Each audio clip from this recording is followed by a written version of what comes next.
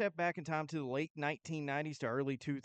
I'm going to talk about how technology has changed racing dramatically. When I first started racing in 2003, we did not have any streaming services. There was no Race On. There was no Flow Sports or Flow Racing. There was no Dirt Vision. There was none of that.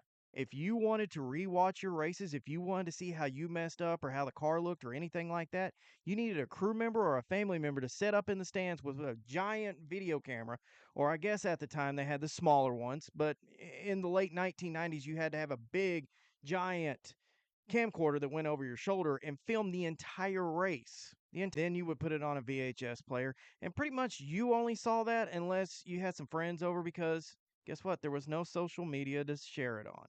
Yes, social media has helped racing quite a bit, but it has also hindered it quite a bit. See, back in the early 2000s, late 1990s, we didn't have Facebook. We didn't even have MySpace. I didn't get my first MySpace until 2005, my third year of racing. The internet was finally being utilized at that time. It was just barely getting started.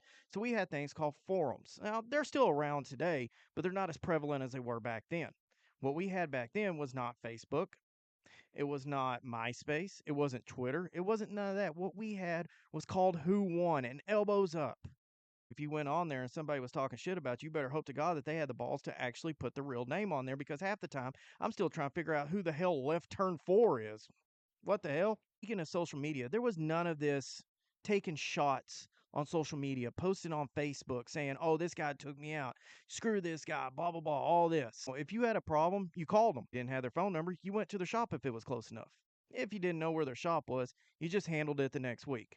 Now, let me stop right here in the middle of this and say that I am not bashing how the world is today. I'm not trying to sound like an old geezer and say, yeah, back in my day, it was so much better. No, I am so jealous of a lot of things that people have today to race with. It would be 106 degrees, and I'm in a, thick fire suit like this, trying to walk up to check the board to see where I line up. People nowadays, boom, my race pass. You just look at that. Oh, I start second row outside. Isn't that nice? I would have loved to have had that. I would have loved to have had the streaming services back then. You know how many races, great races that I had that somebody wasn't there to record? How awesome it would have been to have it on video or on a streaming service where I could watch it anytime, but we didn't have that. So to continue on the social media thing, back in the day, the way we found out about big shows is we were at another big show and we got a flyer. It's usually by the promoter, which was nice. He did come around, talk to people, try to get you to come out to the show, and that was cool. I think that's a great way of getting people to your show that you want to promote. Got a piece of paper that had basically the payout, the rules, what sanctioning, with track address, all that. That's what we got. Nowadays, if there's a big show, it's all over social media. It's promoted everywhere, and that is awesome. But what is crazy to me is that those big shows back in the day, I remember going to the Longhorn Roundup at North Texas Motor Speedway in the late 1990s when my dad was running out there in a modified. So many cars around town. It felt like NASCAR weekend. It was like a huge weekend for me to see everybody. They were parked at Walmart and the hotels and everything. It was like when the World of Outlaws or NASCAR would come into town, except these guys are working on their cars out in the parking lots and everything like World of Outlaw does. And it was super cool to me as a kid to see that because it was like a big deal. Crazy to me now is that I don't see that level of excitement and that many cars in today's day and age where there's so much advertisement that you know when this race is going to be. It's a big deal and it's all over social media. Crack here. Another way that it was different is transponders. Yeah, for my older guys out there, do y'all remember the boards? If you don't know what I'm talking about, you didn't have a receiver in your ear telling you where to line up. You had a guy on a four-wheeler that would come out or just walk out of the infield that had a huge dry erase board and would write your number on it, which felt like he was using a dry erase marker from the 60s because you could hardly read that, or maybe my eyes just suck. Go by and stare at the board and try to figure out where the hell you are. People thought that people were arguing with the board guy on where they lined up.